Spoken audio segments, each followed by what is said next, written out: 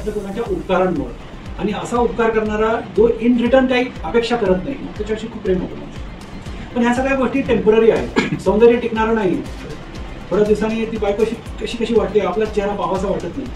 कर्तृत्व आज मी 100 पेशंट पाहू लागलोय, पण एक वेळ येणार 4 पेशंट पाहणं अवघड जाणार आहे. ज्ञानी माणूस, PhD माणूस, प्रोफेसर माणूस, पण डिमेन्शिया होतं त्याला.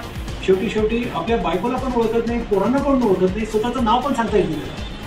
आणि उपकार कुणाचे कुणावर राहणार आहे.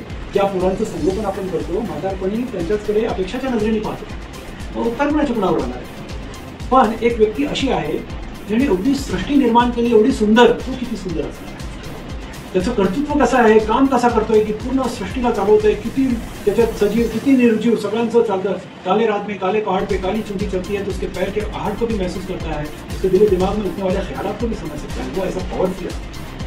नंबर 3, ज्ञान असं आहे की कोणतं पान पिवळं होणार आहे आणि कधी गळून पडणार आहे, आणि असं पडेल की असं पडेल, त्याचंही ज्ञान त्याला आहे, वेगळी ज्ञान आहे. आणि चौथं एक, काय उपकार, त्याला मानो तुम्ही न मानो, त्याच्यासमोर नतमस्तक व्हा, अगोदर न व्हा, पाण्याच्या थेंबाप्रमाणे तुमच्यावर उपकार उधळत आहे, पण अपेक्षा काही ठेवत नाही. अशी व्यक्ती कोण आहे?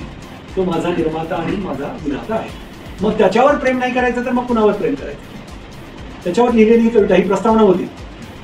आनंद नाही काही, काही मजा नाही, तुझ्या विना विधात्या जीवना गरज नाही, पोकळी काळजातही जाता जात नाही, तुझ्या विना निर्मात्या भरणार ती कदापि नाही, लावणी पाहिले मन कुठे कुठे का नाही, तुझ्या विना दात्या रमतच कुठे का नाही, जगण्याची इच्छा ती गेली कधीच नाही, भेटलाच जसा तू मला क्षणार्धातच ती संपली, कळाले आता मला ही न खाता भूक कशी मिटली, सुखलेल्या ओठांमध्ये तहान कशी विसरली, जीवनात त्रासांची यादीच नाही संपली, पण श्रद्धेमुळेच तुझ्यावरी सबुरी मला ती मिळाली, खळखळून हसता हसता रडलो का मी कळेना, रडता रडता एकांतात हसलो कसा मी कळेना, कुठे तो नि मी कुठे, पाहावी वाट कुणाची कुणी, देताचा आवाज तयाला मजपाशी आला तो धावणी, टेकुनी माथा त्याच्यासमोर सजदा मी काय अनुभवला, वाटले जणू असे की प्रेमाचा वर्षाव आला, मावला तो माझ्या हृदयात, उघडली मी माझी झोळी, पांगले ते भेदभाव सगळी झाली दुष्टांची ती होळी, बोलून त्याला थकलो नाही, आनंदाश्रू भरून आला, उतावळा झाला हा माझीत, दीदार त्याचे करायला, आनंद नाही काही, काही मजा नाही, तुझ्या विना त्या जीवनात रस नाही. ये कनेक्शन जुना बहुत